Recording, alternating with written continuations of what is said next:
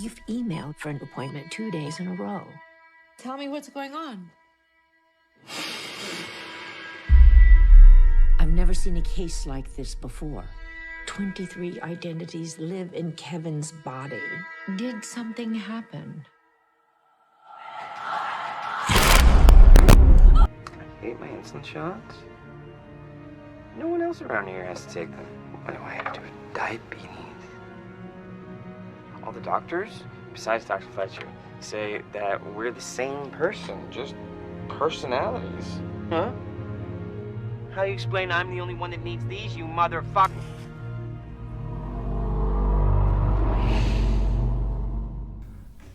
In the movie Split, James McAvoy plays a character who is suffering from multiple personality disorder. And in it, one of his characters has diabetes, and he actually has to take insulin to help correct that. And another one of his characters, of course, has almost superhuman strength, and he's able to do just insane things with his strength and his healing. He's even shot by a gun at one point in the movie, and he seems to kind of shrug it off for the most part. So today we're going to be taking a look at whether or not there's actually any truth behind any of these kind of abilities, and if so, what does that have to do with the larger philosophy that we've been building here in terms of how our consciousness relates to narratives that are going on inside of our internal dialogue. So stick around for part 4 of Migration.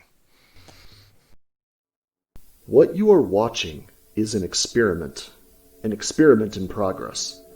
An experiment in describing a truth about a very real, hidden potential that I've learned every human possesses. I'm not an actor or an internet personality. I'm a writer and an artist who is far more comfortable behind a laptop or a canvas than a camera and a microphone. But I have over 30 years of direct experience with lucid dreaming and astral projection, and I believe I can use this medium to convey a concept in a way no one else has attempted. Around the age of 19, I began having spontaneous experiences that radically altered my understanding of what we are and what we're capable of. Over the years, I've been shown that our very consciousness is something that can survive outside of the mind and body. It appears to be able to be in multiple places at once. It seems that it can project itself across vast distances instantaneously. It can bring about radical physical healing of the body, and it even appears to be able to move through time. Furthermore, I believe it is our consciousness that is manifesting our reality right this very moment in ways most of us aren't ready to accept. Now, I'm fully aware that these are not new concepts. Shaman, monks, and all the many seekers of the truth have been speaking about these same ideas for thousands of years. Ideas that our modern particle physics is just beginning to uncover. I find that consciousness, whatever it may be, whatever its true nature, is something deeply fundamental to the universe, something that doesn't ultimately come and go, live or die. I find it simply is a nature of reality, one that we are just beginning to appreciate. To be clear, as far as I'm concerned, I'm not speaking about a supernatural concept. I don't feel this truth is a religious or a spiritual message at all. In fact, I'm personally an atheist. I find these phenomena are not supernatural, but rather perfectly natural. My interest here is not to get you to believe me or to have faith that I'm telling you the truth. My intention is to get you to be able to do what I can do. And I believe I've isolated exactly what it is about me that's allowed me to perform these paranormal feats. And it has nothing to do with magical books or prayers or dogma. As we're going to explore here, it has everything to do with the relationship we carry with narratives. I won't pretend to know what our full potential really looks like, but I am certain of this. Before we can hope to break free of our limitations, we need an education on this ancient relationship we humans carry with storylines and symbolism, both inside and out. Welcome to a journey to a brand new landscape. Welcome to Migration.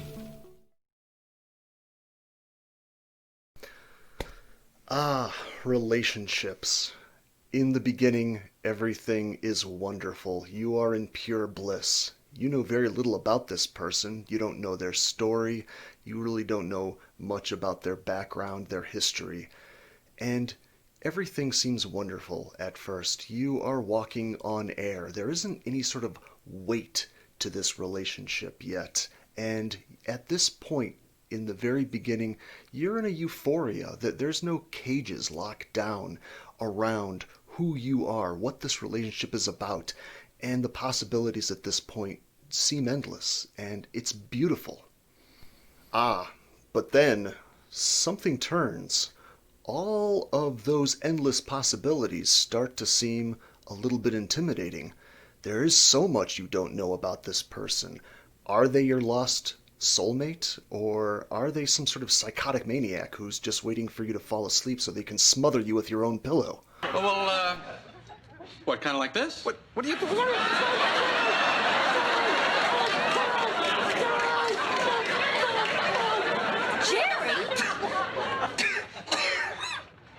Elaine, what are you doing here? As we've discussed, the mind can go to extreme lengths to avoid the unknown.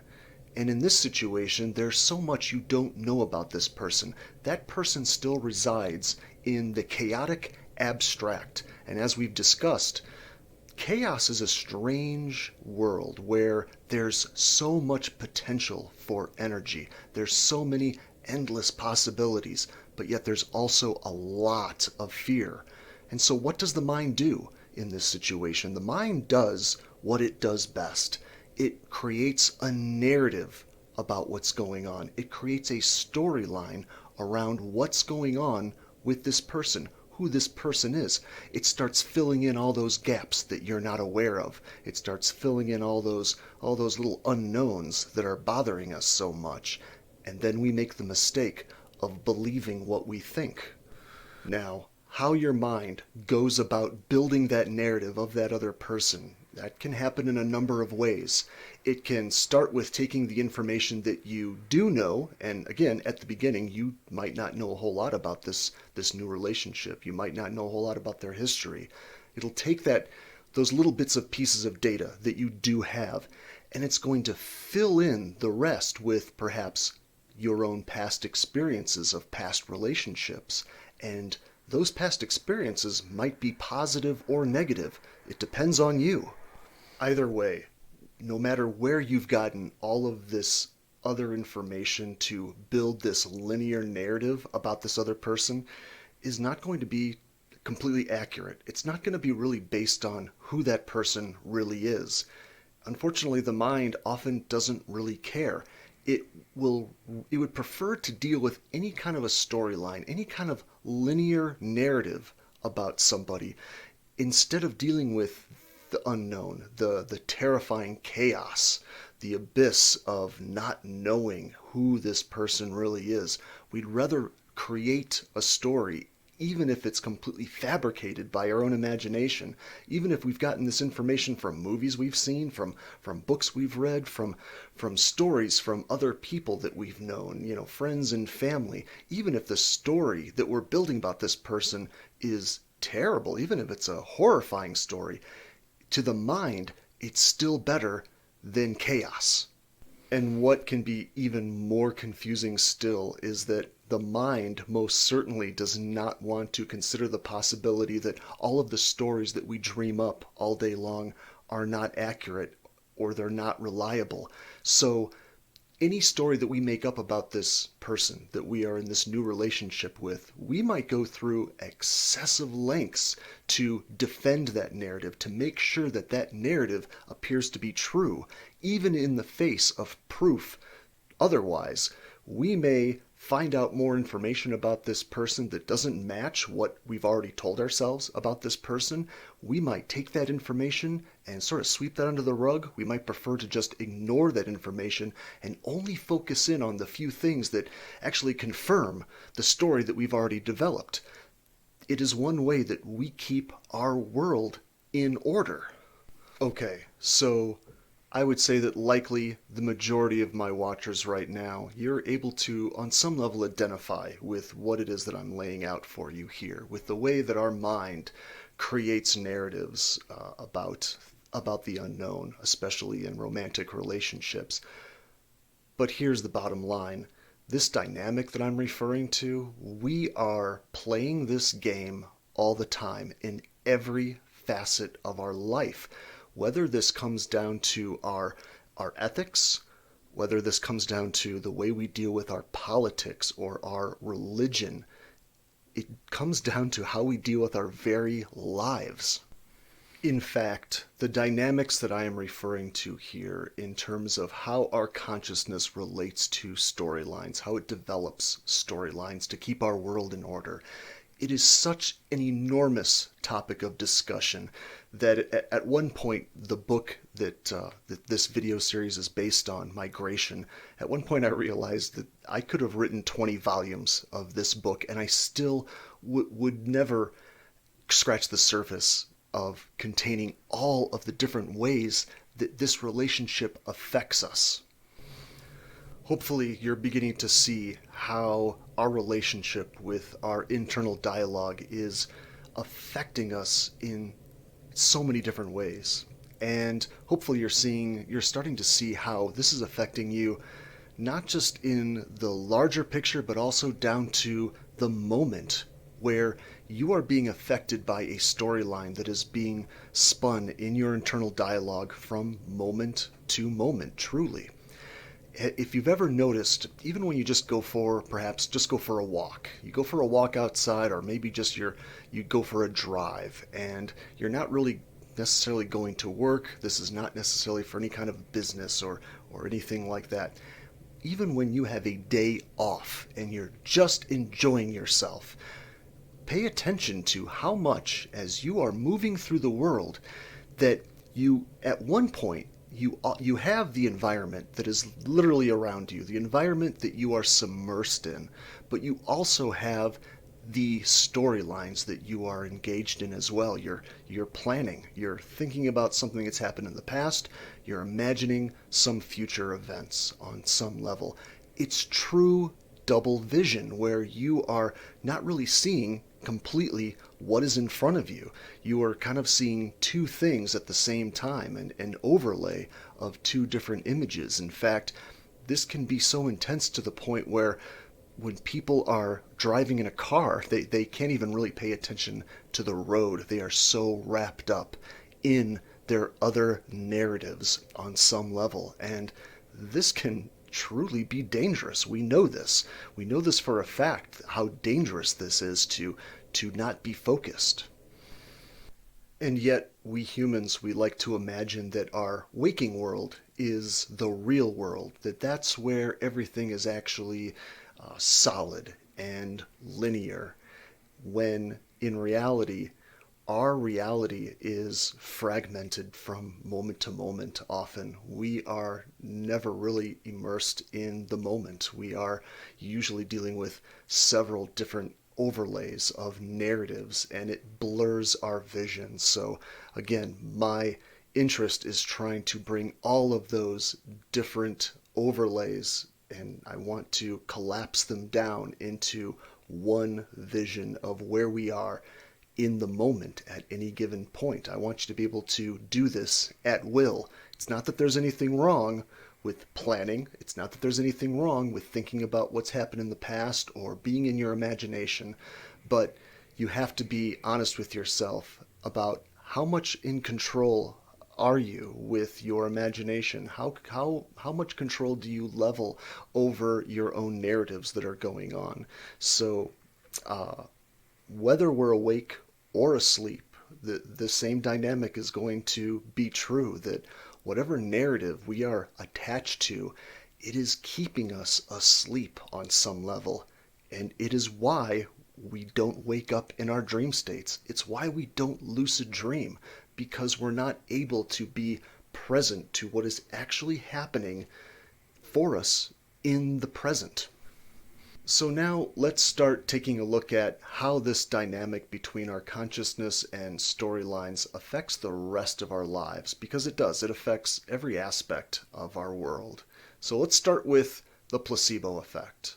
The placebo effect is simultaneously a very strange and mysterious dynamic that we still are striving to understand, and yet it's also a perfectly accepted aspect of the medical community. When researchers are testing the efficacy of a new treatment, of a new drug, they have to be able to prove that their new drug is more effective than the placebo effect, than a sugar pill, than a fake treatment, than some intervention that is absolutely not real, where a doctor has simply told the patient that this is going to work. They have to prove that it's stronger than that. And that can be very difficult because the placebo effect can be extremely powerful for us. When you explore what the placebo effect really is at the core, all it is another narrative that we are attached to. It's another storyline that we have been sold into. Basically, it is the idea that as a patient, I'm going to completely listen to a doctor's narrative about what some drug, what some intervention, what some treatment is going to do to me, and I buy it 100%. I trust it to the point where it actually can do amazing things. So again, let's be clear. A placebo has absolutely no legitimate health benefits in and of themselves. They are simply sugar pills or saline injections, or they're just a story about what this particular treatment is going to do for the patient. So what that boils down to is that placebos are narratives, and those narratives can do amazing things. Placebos have been shown to help with chronic pain. They have been shown to help with sleep disorders and digestion problems, chronic depression. They've been shown to even help asthma patients in so many cases, where the person suffering from asthma has been told that their inhaler has some new medication in it when there's absolutely nothing in it whatsoever, but it actually does in fact stop their asthma attacks. And of course, our narratives that we are holding can do far more than even that. When we started this video, we were talking about the movie Split with James McAvoy, where one of his characters had diabetes and he actually had to take insulin for that. These are actually well-documented cases with people with split personality disorder, and hopefully you can see how that relates to the larger topic that we're talking about here, how a narrative on the mind, on the consciousness, can literally affect us, not just emotionally or mentally, but biologically as well. St. Luke's Medical Center in Chicago, for example, there's a division there where they only study people with multiple personality disorders, and some of their research is mind-blowing. They have found people who have one personality that has a specific kind of eyesight prescription. They actually will need corrective lenses, while another personality does not. One personality may have color blindness, while another does not. Some have conditions like diabetes, and they literally need insulin to not go into diabetic shock, while another personality does not. When they study some of these people, when they actually study the brain waves of different personalities, their actual brainwave patterns change from one personality to the next. So hopefully you're starting to see the larger possibilities behind this relationship that I'm talking about.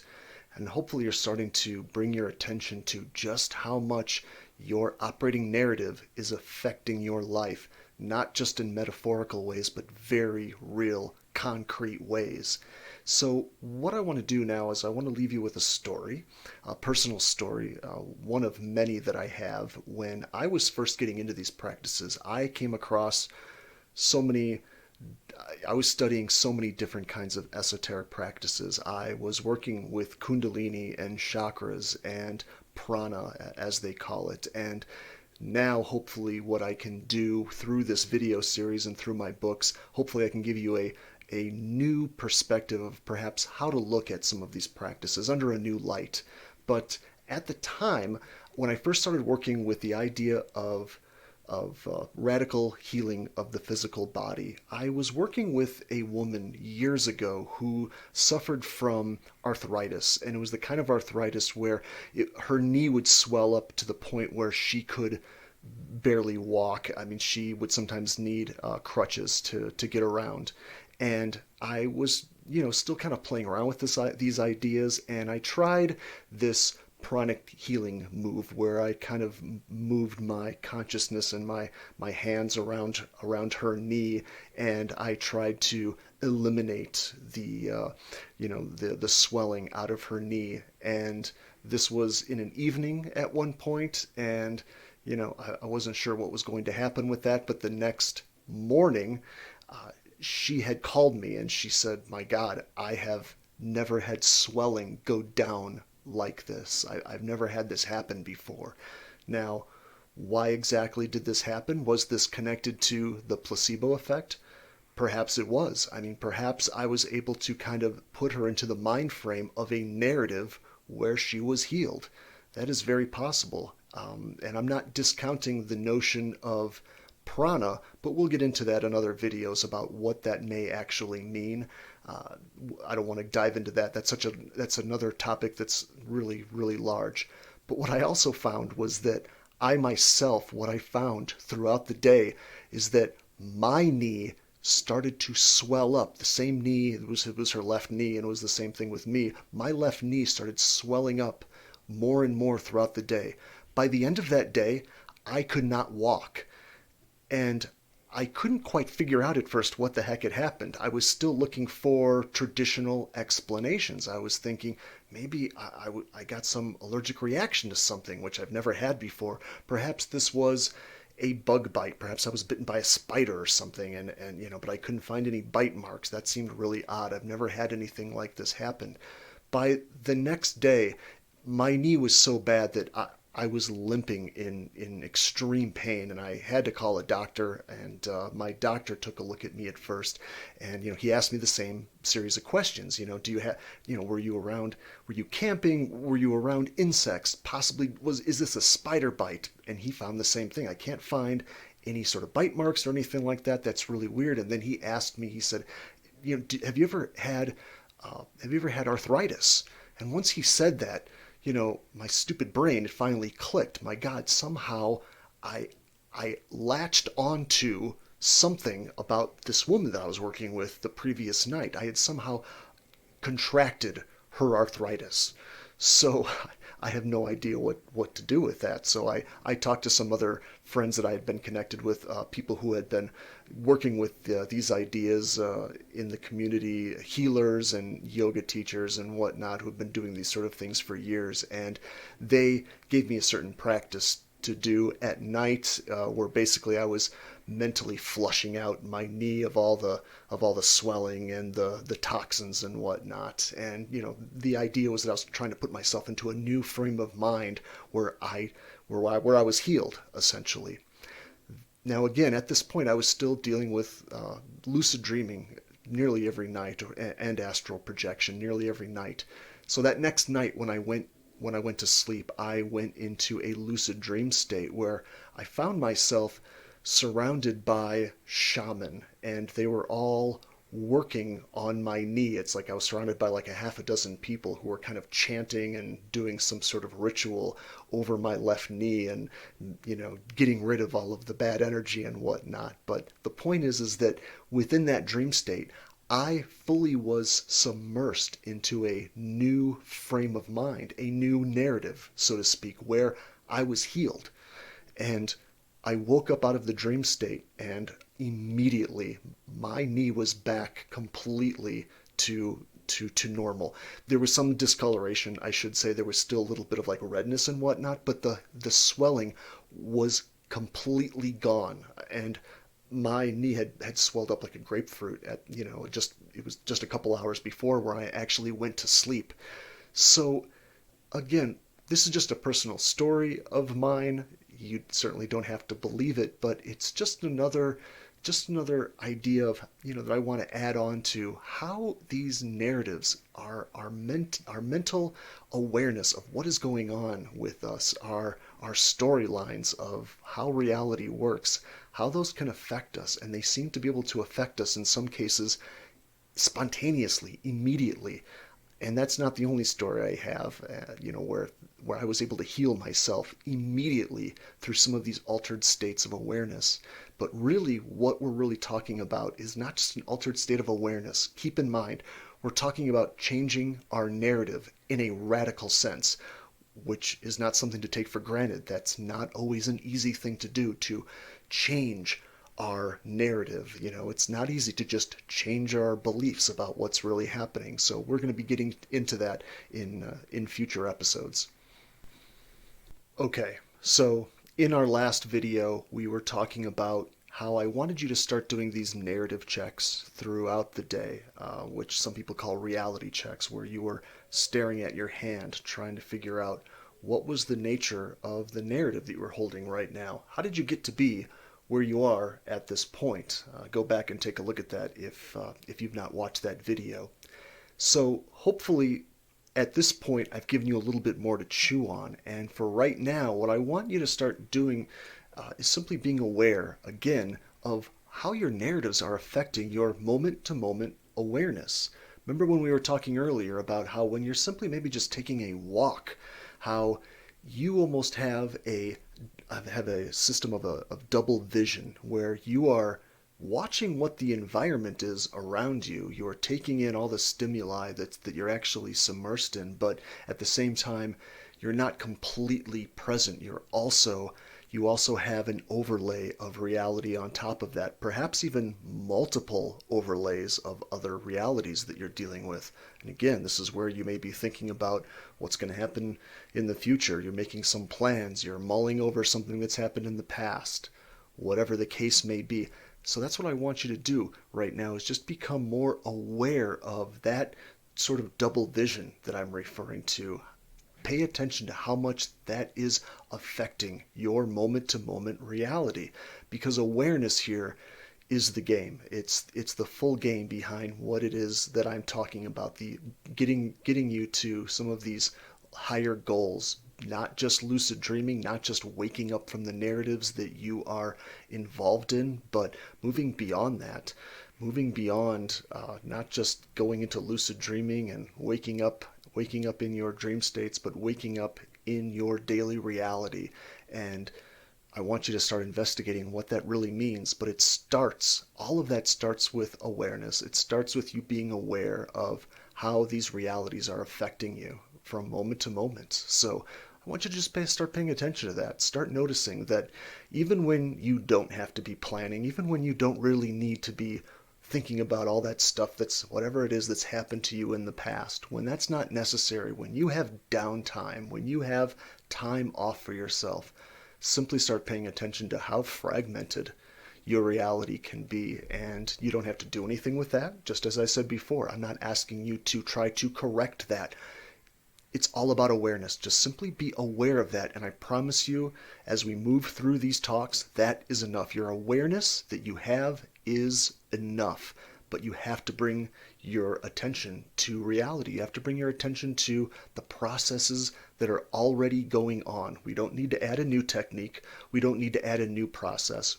So much of this has to do with being present, being aware of what's already going on. That's where all the magic is going to be hiding for us. So until next time, focus on that, stay present, be aware. Thanks for watching.